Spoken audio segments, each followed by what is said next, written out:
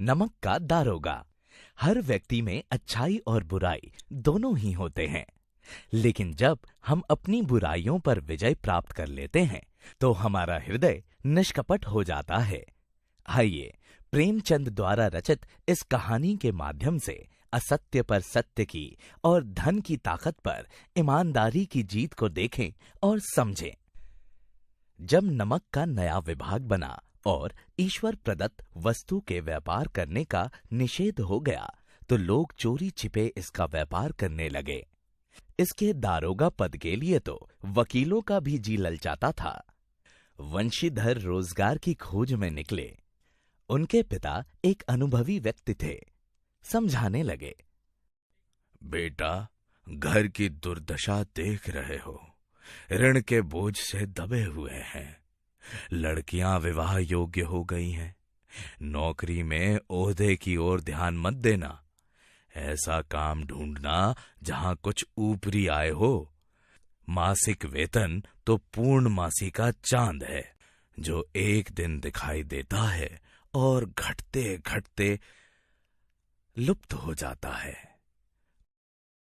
ऊपरी आय बहता हुआ स्रोत है, जिससे सदैव प्यास बुझती है। वंशीधर एक आज्ञाकारी पुत्र थे। उन्होंने ये बातें ध्यान से सुनी और घर से चल पड़े। अच्छे शगुन से चले थे। जाते ही नमक विभाग के दारोगा पद पर प्रतिष्ठित हो गए। वेतन अच्छा और ऊपरी आय का तो ठिकाना ही ना था। वृद्ध मुंशी जी को जब यह सुखद समाचार मिला तो फूले ना समाये। सर्दियों के दिन थे और रात का समय था। नमक के सिपाही, चौकीदार सभी नींद में मस्त थे। मुंशी वंशीधर को यहां आए अभी 6 महीने से अधिक ना हुए थे, लेकिन इस थोड़े से समय में ही उन्होंने अपनी कार्यकुशलता और उत्तम आचार से अफसरों को मोहित कर लिया था।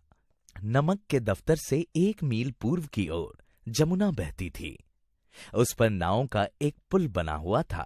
दारोगा जी अभी मीठी नींद सो रहे थे कि अचानक आंख खुली तो नदी के प्रवाह की जगह गाड़ियों की गड़गड़ाहट सुनकर उठ बैठे।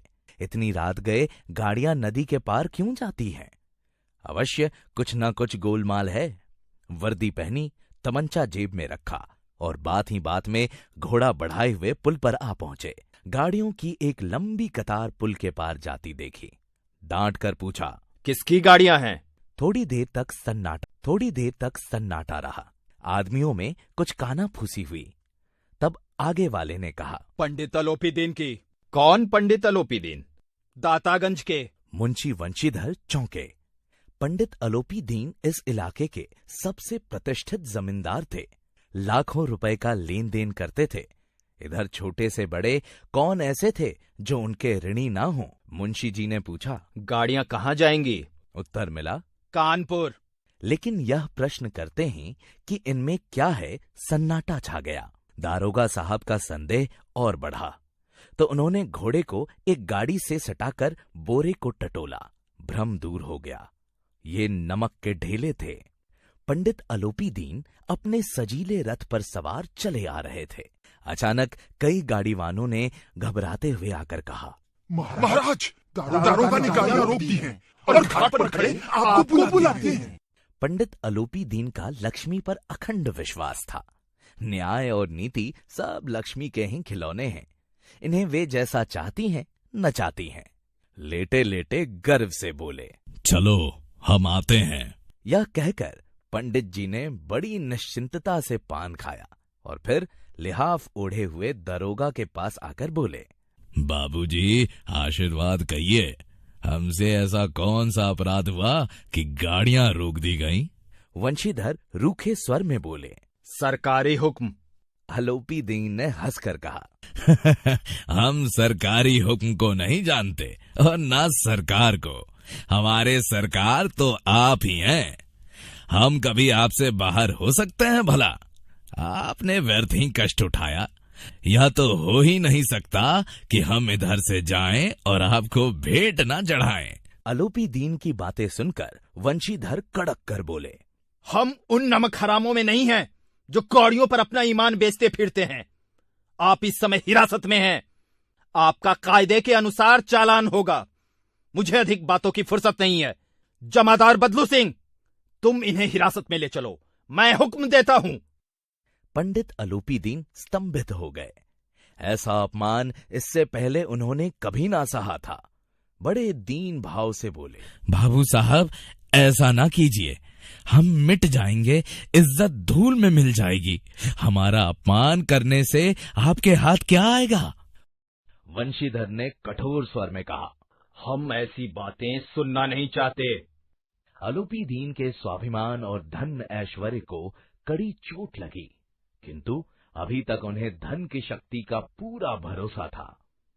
अपने मुनीम से बोले, लाला जी, 1000 के नोट बाबू साहब को भेंट करो। वंशीधर ने गर्म होकर कहा, 1000 नहीं, 1,00,000 भी मुझे सच्चे मार्ग से नहीं हटा सकते। 1 से 5, 5 से 10, 10 से 15 और 15 से 20,000 तक की नौबत आ पहुंची, किंतु धर्म पूरी वीरता के साथ पर्वत की भांति अटल अविचलित खड़ा था। अलूपी दीन निराश होकर बोले, अब इससे अधिक मेरा साहस नहीं, आगे आपको अधिकार है। वंशीधर ने अपने जमादार को ललकारा। बदलू सिंह मन में दारोगा जी को गालियां देता हुआ पंडित अलूपी दीन की ओर बढ़ा। पंडित जी घबराकर 2-3 कदम पीछे हटे। अत्यंत दीनता से बोले, बाबू साहब, ईश्वर के लिए मुझ पर दया कीजिए, मैं 25,000 पर निपटारा करने को तैयार हूँ। 25,000 नहीं, 25,00,000 पर भी असंभव है। बदलू सिंह, इस आदमी को अभी हिरासत में ले लो। अब मैं एक शब्द भी नहीं सुनना चाहता। धर्म ने धन को पैरों तले कुचल डाला। अलूपी दीन ने एक हृष्ट पुष्ट मनुष्य को हथकड़ियां लिए हुए अपनी तरफ आते देखा तो मूर्छित होकर गिर, किंतु अदालत में पहुंचने की देर थी। तमाम अधिकारी वर्ग उनके भक्त, उनके सेवक, वकील उनके आज्ञापालक और चपरासी तथा चौकीदार तो उनके बिना मूल के गुलाम थे। उन्हें देखते ही लोग चारों तरफ से दौड़े। सभी लोग विस्मित हो रहे थे, इसलिए नहीं कि अलूपी दीन ने क्यों यह कर्म किया, बल्कि इसलिए कि वे कानून के पंजे में कैसे आए। प्रत्येक मनुष्य उनसे सहानुभूति प्रकट कर रहा था। न्याय के मैदान में धर्म और धन में युद्ध ठन गया। वंशीधर चुपचाप खड़े थे। उनके पास सत्य के सिवा कोई बल ना था, ना स्पष्ट भाषण के अतिरिक्त कोई शस्त्र। गवाह थे, किंतु वे भी लोभ से डामाडोल। यहाँ तक कि मुंशी जी को न्याय भी अपनी ओर से कुछ खिंचा हुआ सा ही दिख पड़ता था। वह न्याय का दरबार था, परंतु उसके कर्मचारियों पर पक्षपात का नशा छाया हुआ था। जहाँ पक्षपात हो, वहाँ न्याय की कल्पना ही नहीं की जा सकती। मुकदमा शीघ्र ही समाप्त हो गया। डिप्टी मजिस्ट्रेट ने अपने फैसले में लिखा, पंडित अलूपी दीन के विरुद्ध दिए गए प्रमाण निराधार हैं। वे एक बड़े भारी व्यापारी हैं। थोड़े से लाभ के लिए वे ऐसा काम नहीं करेंगे।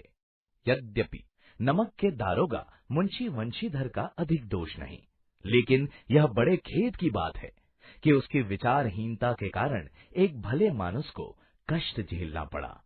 भविष्य में उन्हें होशियार रहना चाहिए। वकीलों ने यह फैसला सुना तो उछल पड़े। पंडित अलूपी दीन मुस्कुराते हुए बाहर निकले। वंशीधर ने धन से बैर मोल लिया था, उसका मूल्य चुकाना अनिवार्य था। बड़ी कठिनाई से 1 सप्ताह ही बीता होगा कि मुअत्तली का आदेश आ पहुंचा। कर्तव्य परायणता का दंड मिला। बेचारे शोक और खेद से व्यथित घर को चले। बूढ़े मुंशी जी ने मुअत्तली का समाचार सुना तो अपना सिर पीट लिया। बड़े ईमानदार बनने चले हैं, पढ़ना लिखना सब अकारत गया। जी चाहता है कि तुम्हारा और अपना सिर फोड़ लूं। बोले। वृद्धा माता को भी दुख हुआ। तीर्थ यात्रा की कामना मिट्टी में मिल गई। एक दिन संध्या के समय बूढ़े मुंशी जी बैठे राम नाम की माला जप रहे थे। इसी समय उनके द्वार पर सजा हुआ रथ आकर रुका। कई नौकर कंधों पर लाठियां रखे साथ थे। मुंशी जी अगवानी को दौड़े। देखा तो पंडित अलूपी दीन है। झुककर दंडवत किया। हमारा भाग्य उदय हुआ जो आपके चरण इस द्वार पर आए। आपको कौन सा मुंह दिखावे, क्या करे? लड़का अभागा कपूत है। ईश्वर निसंतान चाहे रखे, पर ऐसी संतान ना दे। आलोपी दीन ने कहा। नहीं भाई साहब, ऐसा ना कहिए। मुंशी जी ने चकित होकर कहा। ऐसी संतान को और क्या कहूँ? पंडित आलोपी दीन ने वंशीधर से कहा। दारोगा जी, इसे खुशामद ना समझिए। उस रात को आपने अपने अधिकार बल से मुझे अपनी हिरासत में लिया था, किंतु आज मैं स्वेच्छा से आपकी हिरासत में आया हूँ। मैंने हजारों रईस अमीर देखे, हजारों उच्च पदाधिकारियों से काम पड़ा, किंतु मुझे परास्त किया तो आपने। मैंने सबको अपना और अपने धन का गुलाम बनाकर छोड़ दिया। मुझे आज्ञा दीजिए कि आपसे कुछ विनय कर सकूं। पंडित जी की बातें सुनी तो वंशीधर के मन का मैल धुल गया। पंडित जी की ओर उड़ती हुई दृष्टि से देखा तो सद्भाव झलक रहा था। शर्माते हुए बोले, ये आपकी उदारता है जो ऐसा कहते हैं। मुझसे जो कुछ हुआ उसे क्षमा कीजिए। मैं धर्म की बेड़ी में जकड़ा हुआ था। आपकी जो आज्ञा होगी वो मेरे सिर माथे पर। आलोपी दीन ने विनीत भाव से कहा।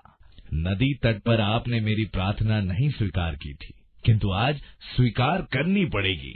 वंशीधर बोले, मैं किस योग्य हूँ, किंतु जो कुछ सेवा मुझसे हो सकती है उसमें त्रुटि न। आलोपी दीन ने एक स्टाम्प लगा हुआ पत्र निकाला और उसे वंशीधर के सामने रख कर बोले, इस पद को स्वीकार कीजिए और अपने हस्ताक्षर कर दीजिए। जब तक यह सवाल पूरा ना कीजिएगा, द्वार से ना हटूंगा। मुंशी वंशीधर ने उस कागज को पढ़ा तो आंखों में आंसू भर आए। पंडित आलोपी दीन ने उनको अपनी सारी जायदाद का स्थायी मैनेजर नियुक्त किया था। 6000 वार्षिक वेतन के अतिरिक्त रोजाना खर्च अलग, सवारी के लिए घोड़ा, रहने को बंगला, नौकर चाकर मुफ्त। वंशीधर कंपित स्वर में बोले, पंडित जी, मुझ में इतनी सामर्थ्य नहीं है कि आपकी उदारता की प्रशंसा कर सकूं, किंतु ऐसे उच्च पद के मैं योग्य नहीं हूँ। आलोपी दीन हंसकर बोले, मुझे इस समय एक अयोग्य व्यक्ति की ही जरूरत है। आलोपी दीन ने कलम निकाली और उसे वंशीधर के हाथ में देकर बोले, ना मुझे विद्वता की चाह है, ना अनुभव की, ना कार्य कुशलता की। इन गुणों का परिचय खूब पा चुका हूँ। अब सौभाग्य ने मुझे वह मोती दे दिया है जिसके सामने योग्यता और विद्वता की चमक फीकी पड़ जाती है। यह कलम लीजिए और हस्ताक्षर कर दीजिए। मेरी ईश्वर से यही प्रार्थना है कि आपको सदैव वही नदी के किनारे वाले उद्दंड, कठोर परंतु धर्मनिष्ठ दारोगा बनाए रखें। वंशीधर की आंखें डबडबा आईं। हृदय के संकुचित पात्र में इतना एहसास ना समा सका। कांपते हुए हाथ से मैनेजरी के कागज पर हस्ताक्षर कर दिए। आलोपी दीन ने प्रफुल्लित होकर उन्हें गले से लगा ली।